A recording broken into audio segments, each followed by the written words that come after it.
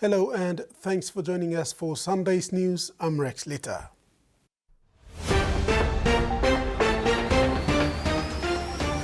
In this edition, Parliament to convene on gender-based violence this week. Former ACP Anthony Wagambi Jr. challenges comrades to further their studies. And Hunters face defeat in opening match. The government is reaffirming its commitment to legislative reforms, enhanced protection for women, and the enforcement of strict workplace policies against gender-based violence. Recognizing the challenges of violence against women and barriers to gender equality in the country, Prime Minister James Marape will spearhead a high-level parliamentary event on Tuesday, March 18, 2025, ahead of the National Women's Day on March 24th. The government is committed to tackling gender-based violence and advancing gender equality and women's empowerment as urgent national priorities. Prime Minister James Marape will spearhead a high-level parliamentary event on Tuesday ahead of National Women's Day on March 24th. He emphasized that violence against women and girls will not be tolerated and that policy changes are necessary to protect women's rights and ensure gender equality. He stated that gender-based violence is a national crisis and will ensure that every woman and girl in Papua New Guinea lives free from fear, violence, and discrimination. The event at the National Parliament and the State Function Room will convene MPs, key government agencies, civil society leaders, and international development partners to discuss legislative reforms, institutional commitments, and practical measures to combat gender-based violence in Papua New Guinea. To emphasize the national urgency of this issue, the event will begin with a suspension of parliamentary question time, ensuring that gender-based violence and gender equality takes center stage in Parliament. The Permanent Parliamentary Committee on Gender-Based Violence and Gender Equality and Women's Empowerment will also present key findings and recommendations, highlighting the legislative gaps, policy shortcomings, and urgent reforms needed to address gender-based violence effectively. Following this presentation, Parliament will adjourn and discussions will continue in the State Function Room where government officials, civil society representatives and international partners will deliberate on practical policy-driven solutions.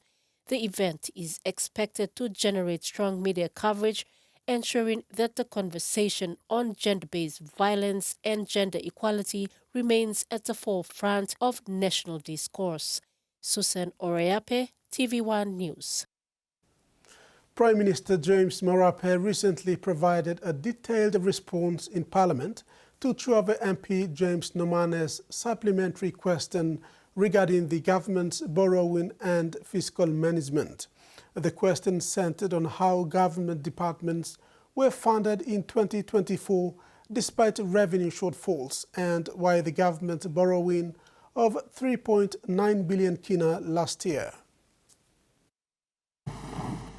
In response, Prime Minister James Marape stressed that all borrowing was carefully planned and managed within the fiscal framework, ensuring responsible debt management while maintaining essential government services.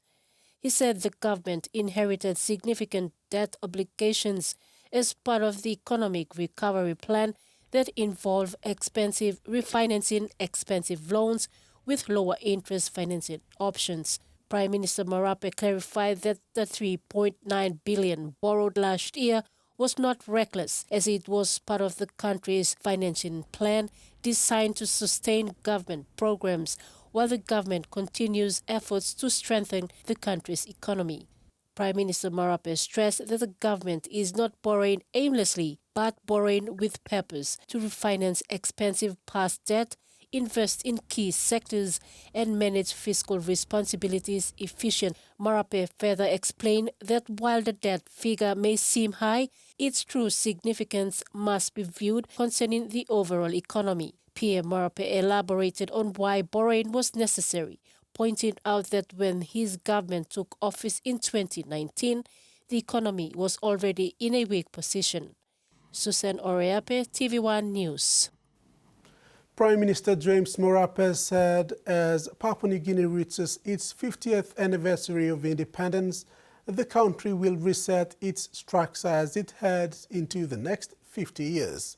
Part of this work is the acquiring of the identity of the nation as a Christian country, as exposed in the preamble of the National Constitution following last week's passing of the Constitution Amendment to accommodate this declaration. Just as the country's founding leaders had their vision to structure the country with independence in mind, PNG has now arrived at 50 years and the time for this generation of leaders to continue this vision by enhancing the country's structures and mechanisms. Marape said in the face of the country's 50th anniversary, the current young leaders will continue to entrench the country's constitution, its structure of government, its laws and its national identity. Meantime, Prime Minister Marape has reaffirmed the existence of constitutional freedom for people of the other religion in the country, clarifying that in no way do these additions to the Constitution restrict the rights of individuals of other faiths for practicing their faith. He explained that Section 45 preserves the right to freedom of choice of religion and practice, and this remains unchanged. Marape refuted arguments criticizing that the Christian identity is contradictory to the problematic scenario that PNG has found itself in because of its socio-economic issues. You're watching TV1 News. Stay tuned for more after the break.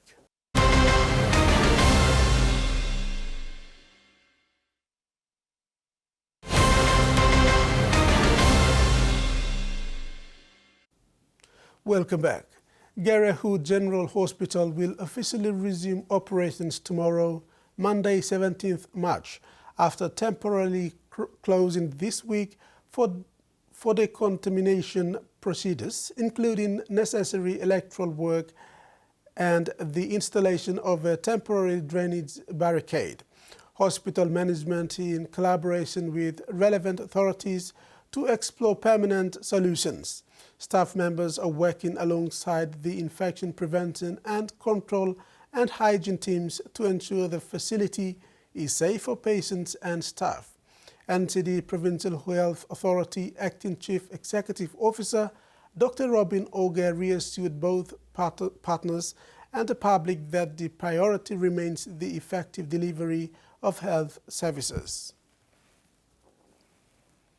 Former Assistant Commissioner of Police for NCD Central, Anthony Wagambi Jr. urged current and upcoming police officers to pursue additional studies to develop their career in the police force. Wagambi Jr. said this when graduating with a master's degree at the Divine Word University, Port Moresby campus, 43rd graduation ceremony on Friday, March 14th. Having an additional career in Papua New Guinea's prestigious university, the Divine Word University comes with hard work, dedication, determination, and a heart not only to benefit one's interest, but to contribute meaningfully to the development of Papua New Guinea.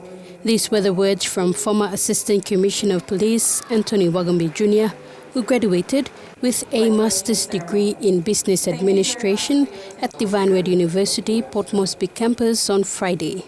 He dedicated his attainment to his family, friends, and most importantly, his employer, the Royal Papua New Guinea Constabulary, for the support that enabled him to come this far. Wagambi Jr. urged the members of the force to obtain additional studies because it will help in their line of duty. According to Wagambi, his career path was built up from Divine Word University, starting from grade 11 to 12 to a diploma and degree in management, and now a master's degree. He was working while studying at the same time. Wagambe Jr. said it was not easy to juggle work, family obligations and study at the same time. However, he followed his ambition to succeed. Wagambe Jr. said with a master's attainment, he plans to contribute meaningfully to the community in whatever spectrum life takes him to. The ACP said that following the reshuffle in the force, he was posted to Bougainville. He then took a long leave to complete his last leg of studies. Now that his studies are completed, he will be deployed to Bougainville to serve as the Deputy Chief of Police. Tracy Pa, TVWAN News.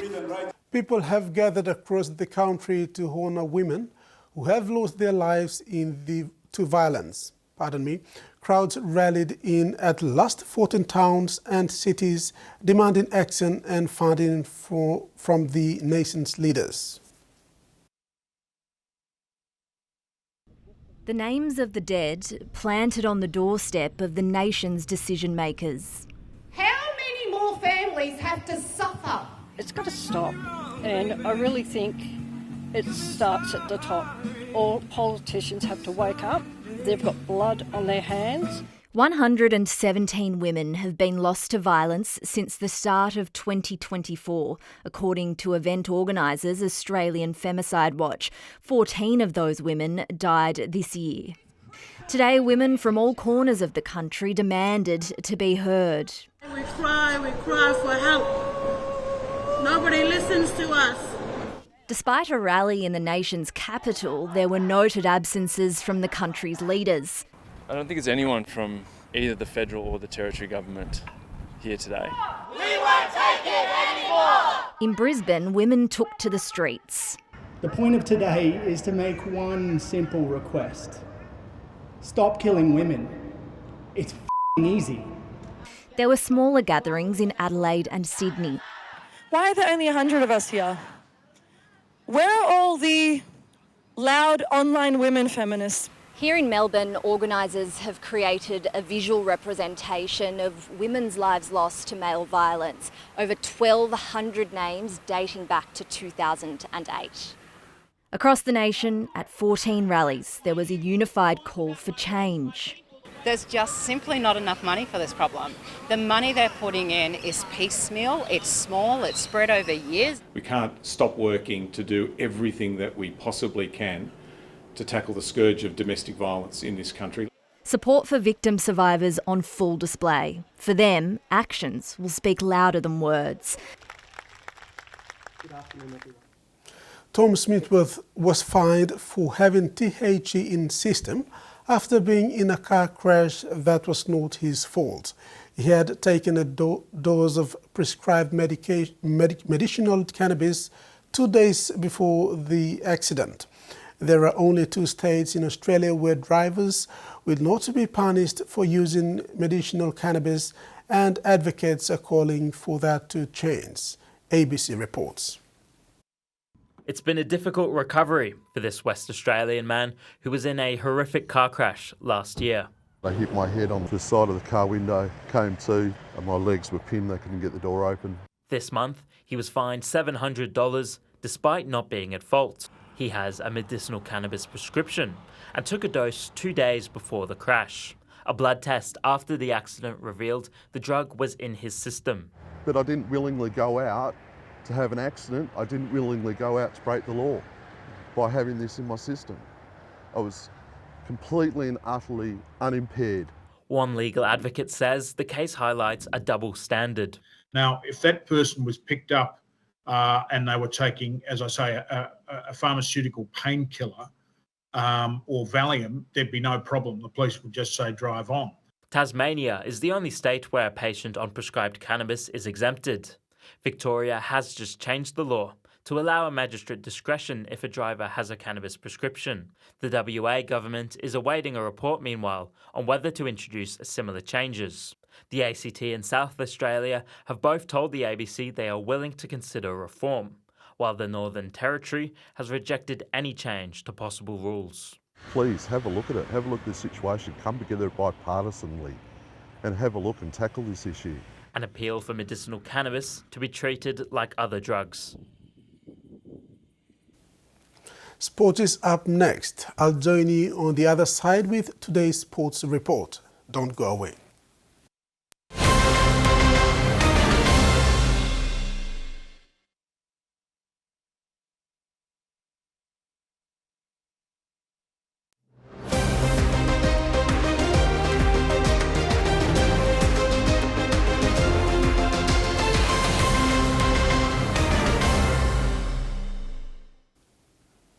Welcome back. In sports, a scrappy performance from the PNG Hunters on their first game of the Host Plus Cup competition against Sunshine Coast Falcons denied them the opportunity to win, as the Falcons ran riot over the Hunters to an 18-6 grappling. Burns lock out the scrum pack. The Hunters started the game slowly with poor ball handling errors in the opening quarter of the game. Sunshine Coast Falcons were first to put points on the board and made the most of the opportunity presented to them. Falcons halfback Cody Hunter hit the scoreboard first before Cooper Page Wilson crossed over for the second, and a final one by Tyne Cooper just before the halftime break and set the platform for the team. Finding one of the try scorers in Scott Galliano. That's a great try. Getting it back on the inside for the fullback. Cooper. The Falcons led 18-6 at halftime break. They returned in the second half to add 2 extra tries on the scoreboard and claimed a convincing victory over Paul Iton's men. Henderson eventually gets the ball over. Gets a try. The inclusion of NRL experienced players Nelson Asofo Solomona, Saulavu for Alogo and Grant Anderson gave the leg up to the Falcons' outfit. Fa'alogo left the field in the first half with injury and didn't return to finish the game. Down the touchline, can he go all the way? Cuts back on the inside. The PNG Hunters put up a good fight but couldn't keep the Falcons at bay as the home side ran away with a convincing victory. The Hunters had fair chances to register points on the scoreboard but couldn't capitalize on the opportunities. Who's going back the other way? McIndoe, will he have the speed to get there? Hunters' lone try was centre Elijah Roltinga.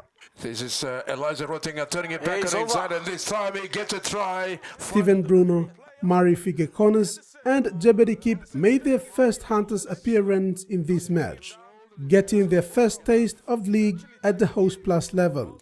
They all played their trade well in their respective positions despite finishing on the wrong side of the scoreboard. The Hunters will be on bye next weekend before they meet the Brisbane Tigers in the following week at Santos National Football Stadium for the first home game of the season. The Port Moresby Corporate Volleyball Competition season started today at the Taurama Aquatic Indoor Complex with 132 teams slated for the Corporate Challenge in various divisions. The season marks a significant milestone in the competition as it witnesses the first implementation of the 45-minute time game format, a change approved by the Council of Team Representatives at last month's meeting. Despite initial hurdles for players, referees and scorers, teams adapted to the new rules swiftly, ensuring that all matches are completed before dusk, a rare feat in previous seasons. The new format, inspired by the International Masters Games volleyball tournament, was introduced to enhance game efficiency, reduce delays, and create a more structured competition schedule. The transition from the traditional 3-set format without time restrictions to the new time system presented challenges for many teams, unlike previous seasons where there was more leeway in preparation and gameplay. The 45-minute clock forced teams to be ready and aggressive from the start. Adding to the excitement, several new teams make their debut, bringing fresh energy to the courts and showcasing powerful spikes, solid blocks and breathtaking saves in their initial games. Meanwhile, veteran teams from Season 5 return with revamped rosters, looking to test their formations ahead of the full season. As teams continue to adjust, they will need to enhance their timing, stamina, and scoring strategies to thrive in this new, fast-paced environment of corporate volleyball. Susan Oreape, TVWAN Sports. Leg 3 of the KCK Rigo Rice Cup tournament commenced today at the Bava Park, Port Moresby, with more than 10 teams registered for the tournament. Although Day 1 began at a slow pace, the momentum is expected to pick up in the coming week. CEO of KCK Rigo Rice Cup competition, Steve Pauly, said, with the first and second legs of the competition completed, they are expecting leg 3 to be a faster competition so that final proceed on time and be played as scheduled. Kicking off leg 3 now, and following leg 3 we will have 6 weeks of games until the finals, which will be happening in the month of April at the Saib at Murray. Leg number 3, around 10 confirmed, 10 are yet to fully register, but we'll take them on board. It's a total of 20 teams for leg 3. So we are having games on Saturdays and Sundays, primarily Sunday and Wednesdays. So this leg will be faster than the previous 2 legs because we have the finals coming up and we have the deadline that is April. Pacific Rugby wrapped up Week 5 games, ending with an absolute demolition job by Reds, smashing Waratahs 35-15 to round up the games. In Super Rugby Pacific, the Waratahs struggled against the Reds despite putting in commanding performances in the past 3 rounds of the competition. The Reds, on the other hand, recovered from its heartbreaking defeat to the Crusaders and handed the Waratahs their first defeat of the competition. It was the battle between top teams in the opening part of the competition. Reds took the field with only 1 defeat besides its name, while the Waratahs had 3 Ws besides its name and on its way to making 4 straight wins. Both teams showed class, but it was Reds who proved too good in the end. This victory saw them sit 3rd on the points ladder behind Crusaders. The Chiefs maintained the top position, sitting comfortably on top after 5 weekends of rugby. Week 5 of the Pacific Rugby featured some exciting games. On Friday, Hurricanes defeated Highlanders 20-18 in a nail-biting finish before Brumbies edged Fijian Drewers 38-21 in a thrilling encounter. Saturday's triple header saw Crusaders defeat Force 55-38 in the high-scoring match of the round before Chiefs thumped Blues 32-31 in a close game to remain at the top of the competition table. And now the weather forecast.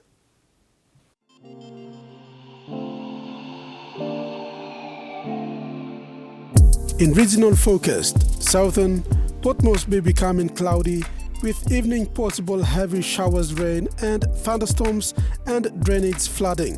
Kerema cloudy with evening possible heavy showers, rain and thunderstorms. Poponeta and Alatau cloudy with evening moderate showers, rain and possible thunderstorm. Mamase, Lay, cloudy periods with possible evening heavy showers, rain and thunderstorms and potential flooding. Wewak, cloudy with occasional showers, rain and possible thunderstorms with inland flooding. New Guinea Islands, Rabaul Kokopo, cloudy with evening occasional showers, rain, drizzles. And Highlands, all Highlands centres, cloudy with evening possible heavy showers, rain and thunderstorms, riverine flooding.